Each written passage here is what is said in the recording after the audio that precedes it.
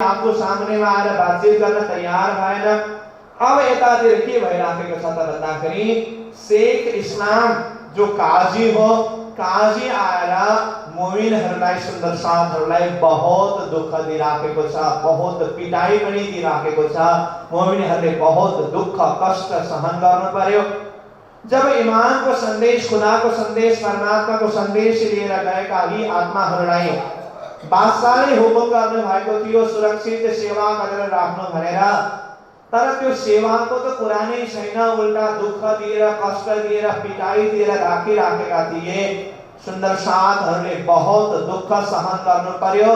त त्यो स्थितिमा सुन्दर साथहरू काजीलाई के भन्दछ, शेख इस्लामलाई के भन्नुहुन्छ त भन्दा यहाँ लालदासी महाराज भन्नुहुन्छ कि हमारे पैगंबर ने क्यों ये फरमाया तुम हदीसा कुरान में यो कहना जो दीजे कसला गुम।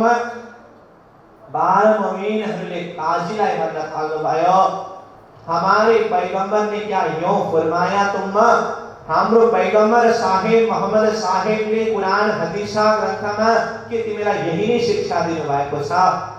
जो खुदा को संदेश लिएर आउनु भएको छ, जो परमात्मा को संदेश लिएर आउनु भएको छ, उहाँलाई यस्तो प्रकारले दुःख दिनु, कष्ट दिनु, सजाय दिनु, पिटाई गर्नु भनेर के हाम्रो पैगम्बरले यसरी सिकाउनु भएको छ भनेर जब मुमिनहरूले सुन्न साथहरूले भन्नुभयो, त्यो शब्द सुनेर काजी आँखाबाट अश्रुधारा बगाएर रुन थाले।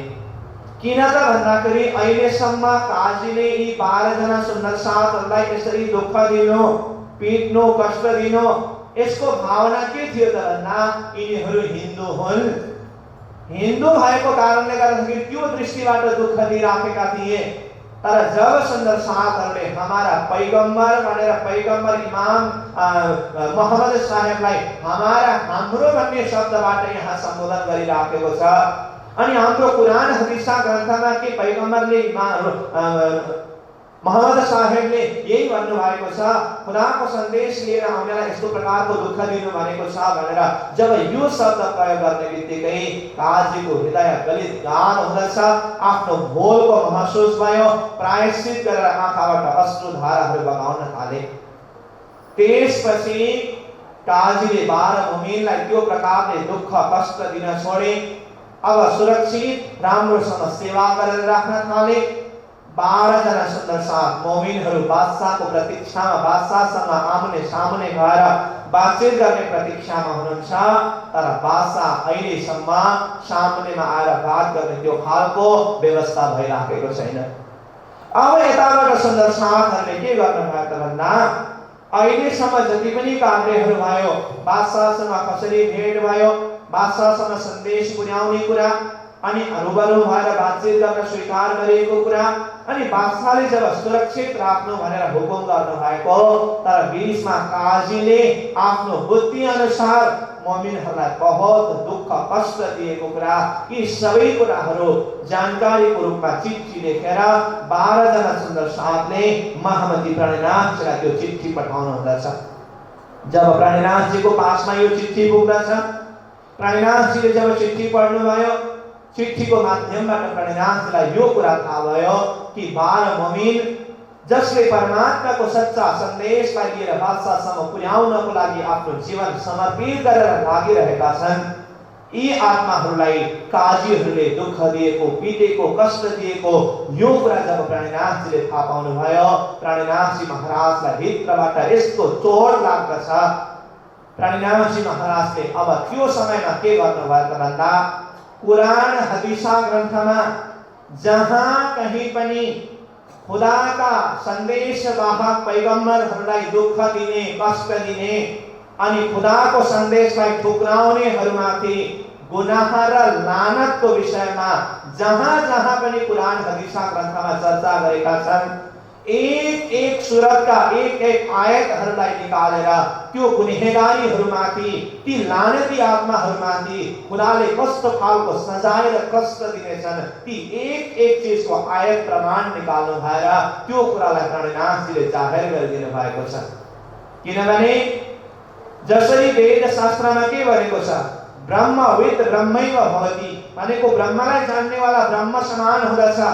त्यसैगरी कुरान ग्रन्थमा के भनेको छ भन्दाखेरि खुदा र पैगम्बरको एउटै दर्जा दिएको छ। पैगम्बर भनेको पैगाम यानी कि सन्देश, परमात्माको सन्देश लिएर आउने सन्देशवाहक जो पैगम्बर छ, परमात्मा यानी कि खुदा र पैगम्बरलाई एउटै दर्जा दिएको छ।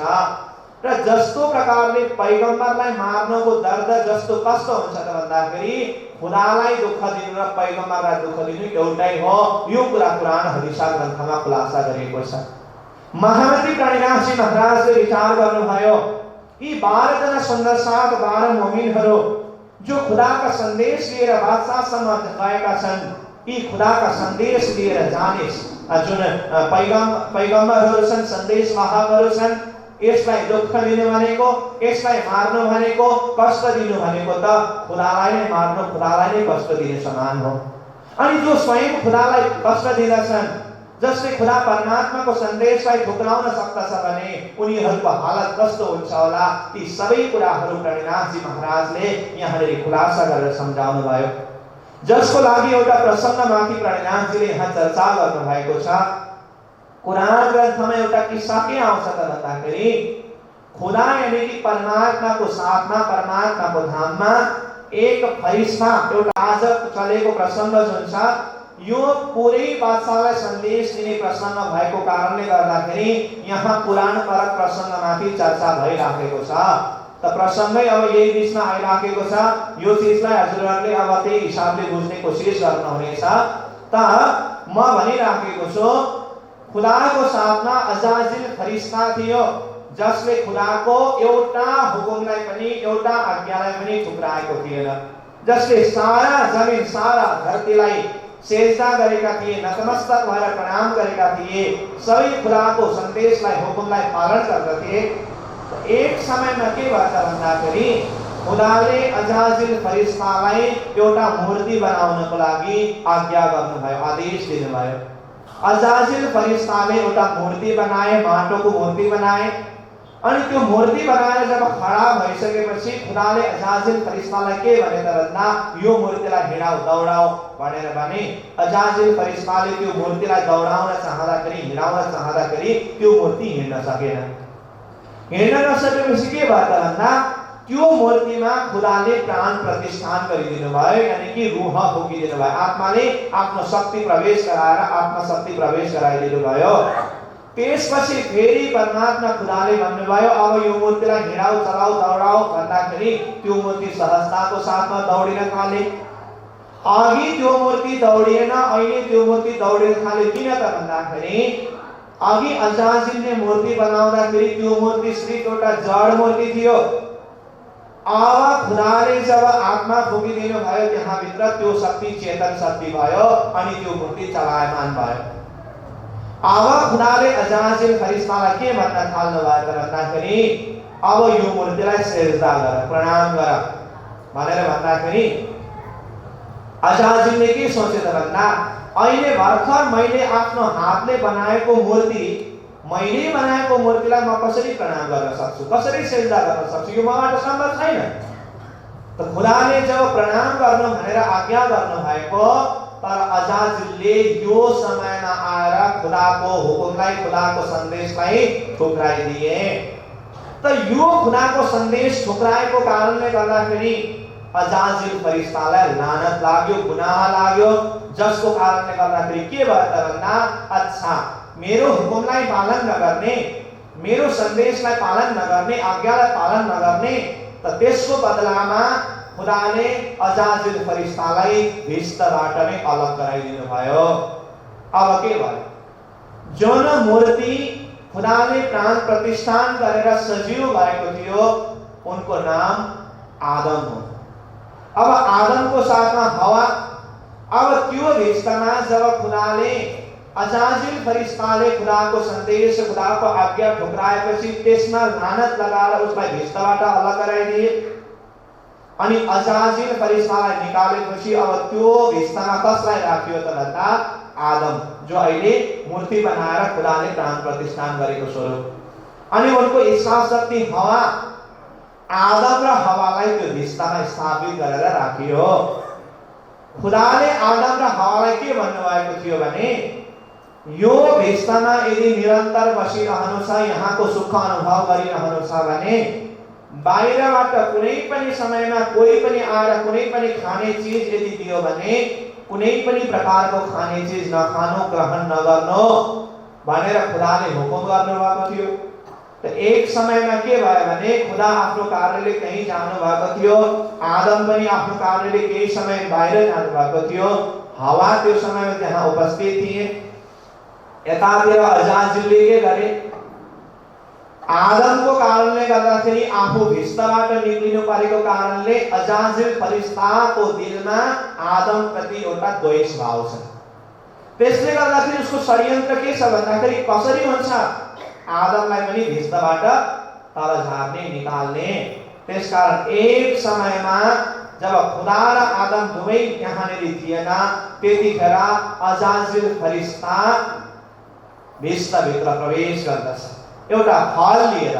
अनि त्यो फल लिएर गएर हवालाई त्यो फल दिनुभयो अनि भन्नुहुन्छ यो फल बहुत नै मिठास रसदार छ, यो फल ग्रहण गर्नु।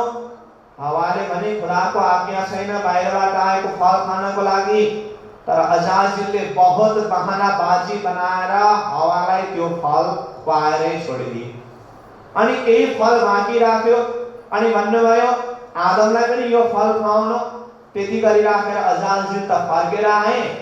त्यसपछि जब पछि हवाको पासमा आदम आइपुगे, हवाले आदमलाई भन्न थाले कि यो फल तपाईँ खानुहोस्।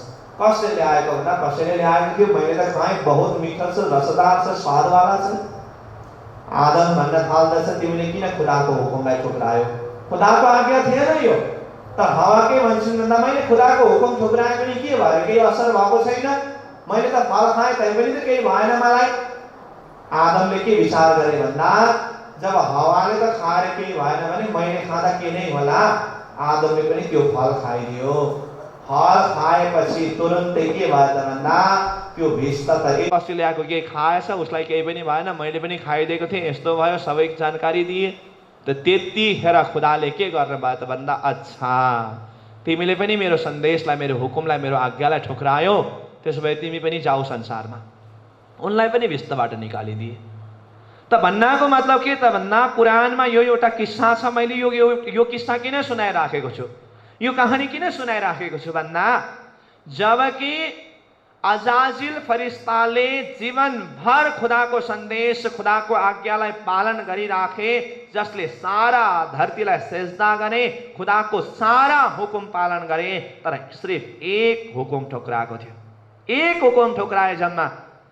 आफूले बनाएको मूर्तिमा जब खुदाले प्राण प्रतिष्ठान गरेर त्यसलाई प्रणाम गर्नु भनेर भन्दाखेरि अजाजिलले के सोचे भन्दा मैले बनाएको मूर्तिलाई मैले कसरी प्रणाम गर्ने, यो भावना उनीमा आए। तर वास्तविकता यहाँ के थियो त भन्दाखेरि उसले बनाएको मूर्ति हो भने त अघि खुदाले पहिला नै दौडाऊ भन्दाखेरि दौडिनु पर्ने हो नि, दौडिन सकेन।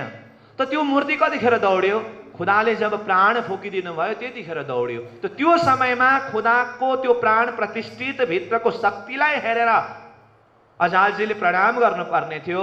उसलाई घमण्ड आयो, त्यो भित्रको शक्तिलाई चिन्न सक्ने त्यो दृष्टि खुलेन, त्यो आँखा खुलेन, त्यो विवेक विचार रूपी आँखामा पर्दा लाग्यो, जसले गर्दाखेरि प्रणाम साथ तयार भएर बादशाहसम्म पुर्याउनको सन्देश पुर्याउनको लागि गइरहेको छ।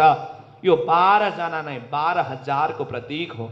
एक जना भित्र 12,000 सुन्दर साथ हजार आत्मा को बल छ र 12,000 आत्मा को बल नै 12 जना सुन्दर साथमा स्थित छ र यो कार्य सिद्ध गर्ने क्रममा यदि यस्तो खालको विचार आउँछ कि किन छिटो छिटो भइराखेको छैन, यो खालको विचार आउँछ भने यस्तो खालको जल्दीबाजीमा हतारमा काम हुन सक्दैन। किनभने प्राणीनाथजी महाराज भन्नु विचार गर्नुहुन्छ, आफ्नो स्वयं जागनेको प्रसङ्गलाई पनि चिन्तन गरेर हेर्नु हुँदाखेरि विचार गर्नुहोस्, औरंगजेब बादशाह जस्तोलाई धर्मको सन्देश पुर्याएर उनको आत्मा जागृत गराउने कार्य कुनै साधारण कार्य होइन। किनभने मन्त्री घरानेमा हुनुभएको कारणले गर्दाखेरि महराज ठाकुर यानी कि महामती प्राणीनाथजीको परिवारभित्र तारतम प्रवेश हुनको लागि पनि 9 वर्षको समय लागेको थियो, जुन कुरा स्वयं प्राणीनाथजी महाराजलाई अनुभव भइराखेको छ। अजबाईले 9 वर्षदेखि निरन्तर सन्देश दिँदै गर्न हुँदाखेरि मेघबाई एक प्रतिष्ठित मन्त्री घरानेको बुहारी भएको कारणले 9 वर्षसम्म मन्त्री घरानेबाट सद्गुरुको दर्शन गर्न जान सकेन। एक राज्यको मन्त्री परिवारको सदस्यलाई सद्गुरुको चरणमा जान यति समय लाग्छ भने औरंगजेब बादशाह त एउटा बादशाह, एउटा प्रतिष्ठित राजा बादशाह हो, यति सजिलैसँग छिटो छिटो काम भइहाल्छ, सम्भव छैन। तर समय आउँछ, समय आएपछि आफै कार्य सिद्ध भएर जानेछ। त्यसले गर्दाखेरि शान्तिको साथमा धैर्यताको साथमा काम गर्न सक्नु पर्दछ। अनि प्राणीनाथजी महाराज सबलाई सन्देश दिनुहुन्छ, एक आपसमा सल्लाह गरेर एक आपसमा विचार गरेर कार्यलाई सफल बनाउनु पर्दछ। अनि अर्को सन्देश के दिनुभयो भने उनीहरूले धर्मको नाममा अलग गरिएको धर्मदाको खाताबाट छुट्याइएको धनबाट हामीलाई खाने व्यवस्था गर्नु भनेर भन्नु, यो खालको विभिन्न प्रकारका सन्देशहरू महामती प्राणीनाथजी महाराजले 12 मुमिनहरूलाई चिठीको माध्यमबाट सम्झाउँदै हुनुहुन्छ। अनि कार्य गर्ने बेलामा सावधानीको साथमा काम गर्नको लागि केही उदाहरणहरू दिएर सम्झाउनु भयो। जस्तै हर्जी व्यासलाई जगाउनको लागि मैले 1 महिनासम्म आफै सानो भएर आफै तल बसेर अनि त्यसपछि मैले फेरि पछि जब समय आयो त्यसपछि हर्जी व्यासजीको पनि आत्मा जागृति गराएको छु भने आफ्नो कार्य बनाउनको लागि पहिला नरमाइको साथमा काम गर्न सिक्नु पर्दछ। यो खालको हौसलापूर्ण वचनहरू महामती प्राणीनाथजीले बढीपत्रीमा लेखेर तयार गर्नुभयो। जब बढीपत्री लेखेर तयार भयो फेरि त्यतिखेर चारैतिरबाट सुन्दर साथहरूको सन्देश, सुन्दर साथहरूको चिठी प्राणीनाथजीको पासमा आइपुग्दछ। सुन्दर साथहरूले 12 मुमिनहरूको विषयमा खबरको पुछताछ गरिराखेका थिए। त्यसकारण प्राणीनाथजी महाराजले फेरि अर्को चिठी तयार गर्नुभयो, जुन चिठीलाई छोटी पत्री भनेर भनिन्छ। छोटी पत्रीको माध्यमबाट प्राणीनाथजी महाराजले 12 जना सुन्दर साथलाई फेरि यो जानकारी दिलाउनु भयो कि जग्गा जग्गाबाट सुन्दर साथहरू तपाईहरूको विषयमा खोजी गरिरहनु भएको छ, बुझ्ने प्रयास गरिरहनु भएको छ। त्यसकारण सबैतिर सुन्दर साथहरूलाई चिठी लेखेर पठाउनु। अनि चिठी लेख्दाखेरि एकदम हिम्मतको साथमा, दृढताको साथमा, खुसीको साथमा चिठी लेख्नु।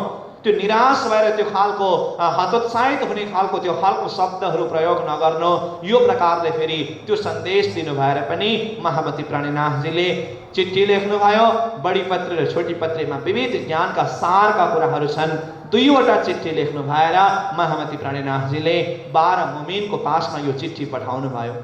र चिठीमा अर्को एउटा कुरा के खुलासा गर्नु भएको छ त भन्दा प्राणीनाथजीले 12 मुमिनलाई एउटा सन्देश लेख्नु भएको छ चिठीमा। हे सुन्दर साथजी, म अहिले यहाँ कामापाडीमा एकान्त स्थानमा बसिराखेको छु, तर मलाई भित्रबाट यस्तो महसुस भइराखेको छ कि अब यहाँ एक जग्गामा एकान्त स्थानमा बसेर कार्य सफल हुन नसक्ला। त्यसले गर्दाखेरि म यहाँबाट बाहिर निक्लिन चाहन्छु। अनि तपाईहरू यदि भन्नुहुन्छ कि अर्को जमात खडा गरेर बादशाहसम्म सन्देश पुर्याउनको लागि अर्को जमात खडा गरेर पठाउनु हो भने पनि म त्यसको लागि पनि व्यवस्था गर्न तयार छु। र होइन भने मैले केही समय यहाँ नै धैर्य धारणको साथमा बस्दाखेरि काम बन्छ भने म केही समय यहीँ बस्न चाहन्छु। तर मलाई भित्रबाट यस्तो महसुस भइराखेको छ कि अब म यहाँबाट अगाडि कदम उठाउन चाहन्छु। तर त्यसको लागि जस्तो खालको सल्लाह हुनेछ सुन्दर साथको तर्फबाट म त्यही हिसाबले आफ्नो कदम अगाडि बढाउनेछु भनेर यो कुरा पनि महामती प्राणीनाथजीले चिठीको माध्यमबाट सुन्दर साथलाई जनाउनु भयो। 2 वटा चिठी प्राणीनाथजी महाराजले आफ्नो हातले लेख्नु भएको चिठी 12 मुमिनको पासमा पुग्दछ। चिठी पाउने बित्तिकै सुन्दर साथहरू यति हर्षोल्लास र यति आनन्द मग्न भए। यतातिर सुन्दर साथहरू आनन्दित छन्, उता महामती प्राणीनाथजी महाराज अब कामापाडीबाट निक्लिने खालको विचार गरिरहनु भएको छ। त प्यारे सुन्दर साथजी, आजको हाम्रो चर्चाको समय पुरा भएको छ। आजको प्रसङ्गमा महामती प्राणीनाथजीले औरङ्गजेब बादशाहलाई सन्देश दिलाउने क्रममा 5 चिठीको माध्यमबाट प्रयास गर्नुभयो। त्यहाँबाट जब भएन, फेरि सुन्दर साथहरूले एकान्त स्थानमा बसेर प्राणीनाथजीलाई कामापाडी जाने निर्देशन गर्नुभयो। सुन्दर साथहरू एक आपसमा सल्लाह गरेर 12 मोमिनहरू तयार भए। नन्दलाल घडयालजीको माध्यमबाट दरबारमा चिठी चिप्काएर बादशाहसम्म पहिलो पटक सन्देश पुग्यो। फेरि इमामको माध्यमबाट 12 मोमिनहरू बादशाहसँग रुबरू भएर बातचित गर्नुभयो। फेरि त्यसपछि बादशाहका हवालेमा 12 मोमिनहरू काजीको साथमा बसेर कुरान हदिसहरू ग्रन्थको विषयमा चर्चा परिचर्चा भइरहेका छन्। बीचमा मोमिनहरूले बहुत दुःख कष्ट पनि सहन गर्नु पर्यो।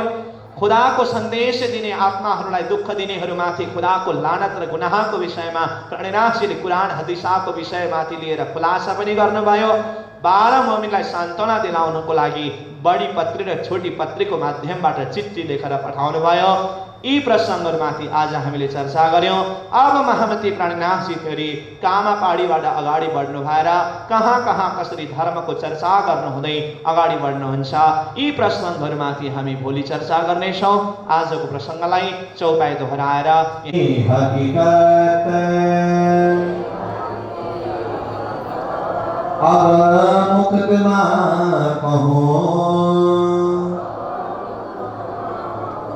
हरदारो से क्या मत, हरदारो से क्या मत। बोलो श्री कृष्ण कन्हैया लाल की, सद्गुरु महाराज की, श्री प्राणनाथ प्यारे की, महारानी बाईजुराज की, महाराज छत्रसाल की, स्वामी श्री लाला जी महाराज की, तीनों धाम की, समस्त सुंदर साथ की प्रणाम।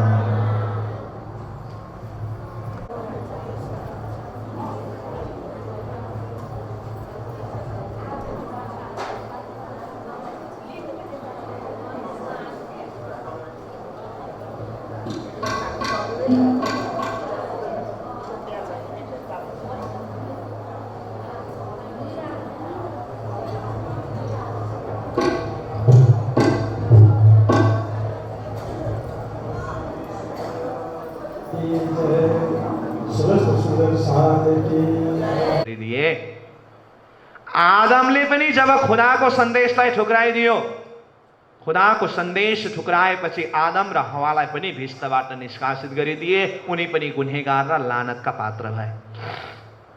कुरानमा यो कहानी आउँछ, यो किस्सा आउँछ। यसको आशय के त भन्दा यो त एउटा प्रसङ्ग हो। त यहाँबाट बुझ्ने कुरा भनेको यसै गरी जसरी त्यो अजाजिलले मूर्तिभित्र खुदाले फुकेको प्राण त्यो खुदाको शक्तिलाई हेर्न सकेन, विवेक विचार रूपी आँखामा पर्दा लागिराखेको थियो। प्राणीनाथजी महाराज भन्नुहुन्छ, आज यी बादशाह अनि यी काजीहरूको आँखामा त्यही मोहर लागिराखेको छ, जसले गर्दाखेरि 12 मोमिन जो धर्मको सन्देश इमामका सन्देश लिएर गएका आत्माहरू भित्र परमात्माको कुन चाहिँ शक्ति बसेर काम गरिराखेको छ, त्यो शक्तिलाई जब हेर्न नसकेर बाहिरी दृष्टिबाट शरीरलाई हेरेर हिन्दू भन्ने भावबाट दुःख दिइराखेका छन्, कष्ट दिइराखेका छन् भने यिनीहरूको दिलको आँखामा लागेको मोहरको बदलामा खुदाले यिनीहरूलाई गुन्हेगारका पात्र बनाएका छन्। जसरी खुदाको सन्देश ठुक्राएको थियो अजाजिल फरिस्ताले, जसलाई भिस्तबाट निष्कासित गरिदियो खुदाले, जब आदमले खुदाको सन्देश ठुक्राइदियो, आदमलाई पनि भिस्तबाट निष्कासित गरिदिनु भयो खुदाले। आज इमामका सन्देश ठुक्राउने यी काजीहरू, यिनीहरूलाई अब परमात्माले कुन चाहिँ स्थान दिनुहुन्छ? यिनीहरू गुन्हेगारका पात्र हुन्, यिनीहरू लानतका पात्र हुन्, जसलाई खुदाले आफ्नो भिस्तबाट अलग गरिदिसक्नु भएको छ। यो कुरा प्राणीनाथजी महाराजले कुरानका एक एक हरफहरू, एक एक आयतहरूको साक्षी प्रमाण निकाल्नु भएर यी कुराहरूमाथि खुलासा गर्नु भएको छ। त्यसकारण त्यो भित्रको शक्तिलाई विवेक विचार रूपी आँखाबाट जागृत भएर पहचान गरेर इमामको सन्देश यानी कि परमात्माको सन्देशलाई पालन गर्नु, परमात्माको खुदाको सन्देशलाई शिरोधार्य गर्नु, उसको लागि नै विश्वको द्वार यानी कि अखण्ड मोक्षको द्वार खुल्दछ। जसले परमात्माको सन्देशलाई ठुक्राउँदछ उनीहरू गुनहगारका पात्र हुँदछन्, लानतका पात्र हुँदछन्, विश्वका द्वार बन्द हुँदछ। प्राणीनाथजी महाराजले यी काजीहरूलाई विश्वको द्वार यो अर्थमा बन्द भएको कुरा खुलासा गरेर सम्झाउनु भएको छ। अब अर्कोतिर के भयो, प्राणीनाथजी महाराजलाई थाहा भयो 12 मोमिन जो सच्चा धर्ममा यति कुर्बान भएर बादशाहसम्म सन्देश पुर्याउनको लागि गएको, तर यी काजीहरूको दिलको आँखामा मोहर लागेको कारणले गर्दाखेरि, अन्धा भएका कारणले गर्दाखेरि यी 12 मोमिनहरूलाई नै दुःख कष्ट दिएको कुरा जब प्राणीनाथजीले थाहा पाउनुभयो, यी 12 मोमिनहरूलाई सान्त्वना दिनको लागि र भित्र एउटा आत्मिक बल भर्नको लागि महामती प्राणीनाथजी महाराजले आफ्नो हातले एउटा चिट्ठी लेख्नुभयो, जुन चिट्ठीलाई बडीपत्री भनेर यहाँ वितकमा आउँदछ। अनि बडीपत्री लेखेर जब तयार गर्नुभएको फेरि अर्को दोस्रो चिट्ठी छोटीपत्री लेख्नुहुन्छ र यहाँ प्रसङ्गमा अब स्वयं महामती प्राणीनाथजीले 12 मोमिनहरूलाई लेख्नु भएको 2वटा चिट्ठी बडीपत्री र छोटीपत्रीमाथि लालदासी महाराज यहाँ चर्चा गर्नुहुन्छ। अब कहूँ मैं मजल की जो हुई लड़ाई शरीयत, भया कसाला मोमिनों पर साहिब साबित रख्ने क्यामत। क्यामतको दिनलाई साबित राख्नको लागि, जाहेर गर्नको लागि मोमिनहरूले जुन दुःख कष्ट सहन गर्नु पर्यो, त्यो समयमा मोमिनहरूलाई सान्त्वना दिनु हुँदै महामती प्राणीनाथजीले लेख्नु भएको चिट्ठीको केही अंश यहाँनिर लालदासी महाराजले बताउनु भयो। प्राणीनाथजी महाराजले सुन्दर साथहरूलाई कस्तो खालको शब्दहरूमा सजाएर चिट्ठी तयार गर्नुभयो। मेरे प्राण के प्रीतम साथ मेरे शिरदारबाट सुन्दर साथलाई सम्बोधन गर्दै लालदासी महाराज प्राणीनाथजी महाराज सुन्दर साथहरूलाई चिट्ठी लेख्दै हुनुहुन्छ। मेरे प्राण के प्रीतम, हेर्नु शब्द कस्तो खालको छ। संसारमा सबैभन्दा प्यारो चिज भनेको के हो? आफ्नो प्राण हो। सब कुछ हामी तयार छौँ, तर आफ्नो प्राण परित्याग गर्नुपर्ने त्यो खालको अवस्था आयो भने अब त्यो चाहिँ हामी सक्दैनौँ। प्राण सबैभन्दा प्यारो चिज हो। तर प्राणीनाथजी महाराज यहाँ भन्नुहुन्छ त्यो प्राणको पनि प्रीतम हे मेरे सुन्दर साथजी, किनभने जसले आफ्नो जीवनलाई सच्चा धर्मको सन्देश पुर्याउनको त्यो कार्यमा बलिदान दिएर कुर्बान गरेर गएका छन्। यी आत्माहरूलाई सान्त्वना दिनुहुँदै सबै सुन्दर साथ 12 जना सुन्दर साथहरूको नाम उल्लेख गर्नु भएर खुलासा गर्नु भएर